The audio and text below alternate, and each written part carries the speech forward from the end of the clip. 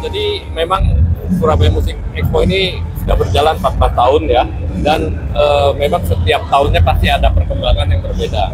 Jadi kadangkala musik instrumen lebih banyak, tapi tahun ini kelihatannya mix antara sound system, lighting, LED, dan musik instrumen itu lebih berimbang ya. Jadi memang sesuai dengan ininya, karena sekarang sound system memang menjadi satu kebutuhan, terutama para rental, lalu untuk tempat ibadah juga untuk untuk kebutuhan kafe, hotel dan sebagainya.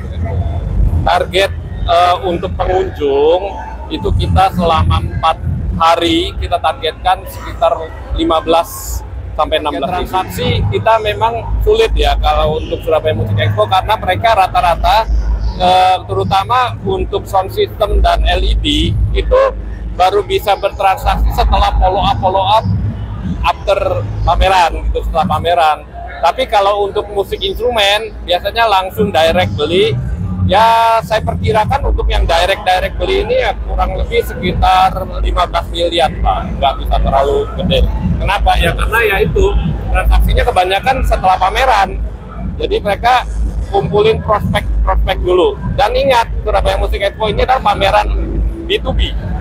Jadi bisnis to bisnis. Mereka mencari distributor di daerah-daerah bukan cuma hanya di Jawa Timur, tetapi juga di area Indonesia Timur seperti Kalimantan, Sulawesi, Maluku, Papua.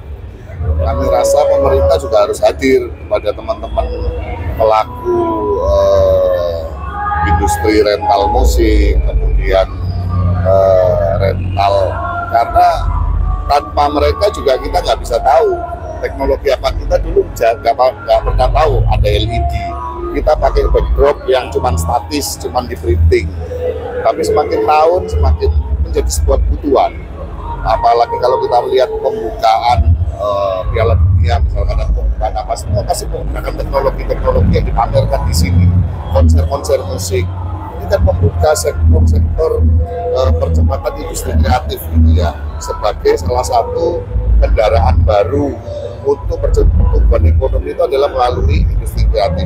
Nah, ketika semuanya diefisiensikan, kemudian industri kreatif tidak memberikan kelonggaran untuk melakukan lompatan-lompatan, ya saya rasa pertumbuhan ekonomi juga rasanya nggak bisa ikut membantu ya kalau nggak ada support dari pemerintah. Kita ingin ada paling nggak kolaborasi pentahelixnya lah, kan kita dari swasta sudah ada, dari teman-teman media ini kan support semua, kemudian dari asosiasi, dari semua mitra kerja, tinggal saya menggandeng pemerintah tadi pesan sama Pak Geto untuk menggandeng dari sektor pemerintahan dan dari akademisi ya, dari sisi SDM-nya juga harus dipertimbangkan, karena ketika ini barang-barang datang mereka pada nggak tahu nih bahasanya, mungkin bahasa asing harus dilatih dulu. Ini kan melibatkan teman-teman dari universitas.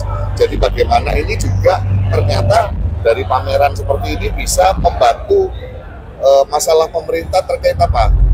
Job fair misalnya, kemarin rame-rame nih job fair, banyak pengangguran. Ternyata kita ini pun ada ininya, kebutuhannya ada. Tapi karena tidak ada di sini, kehadirannya tidak ada, harusnya kan ini bisa jadi salah satu.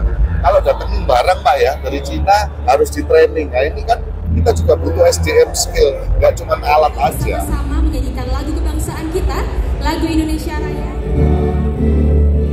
Terima kasih atas kehadirannya. Pameran Surabaya Musik Expo untuk tahun ini ada yang ke-14 kali.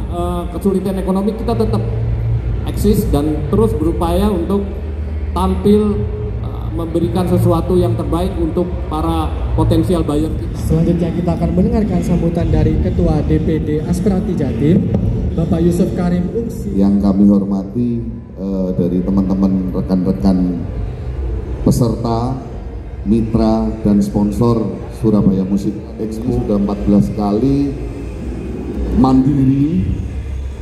Makanya tadi saya benar-benar minta apresiasi yang setinggi-tingginya kepada penyelenggara, dalam hal ini mungkin Pak Gito dan tim.